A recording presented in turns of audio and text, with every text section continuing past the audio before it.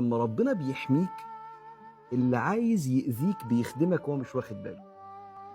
بيأذيك أذية بتخلي حاجات تنمو جواك وقدرات ومهارات ومعتقدات بتراجعها.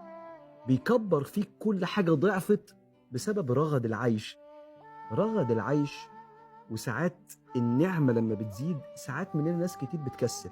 في ناس بتنمو وبتحلو وبتشكر ربنا وبتساعد اللي حواليها في أوقات الوفرة، وناس كتير بتكسل وتتعود على النعم. فلما يبقى في أزمات، اعرف كويس إن الأزمات دي بتخدمك وبتديك دفعة للأمام. فاطمن لإدارة ربنا وتوليه لشؤونك، بس أنت امشي صح.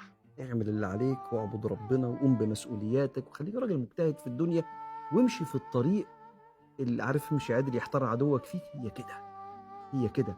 والأيام الصعبة بتكبرك، وبعدين بيجي الفتح من طريق انت ما تتصورش ان جه منه ابدا. يمكن يجي من عدوك.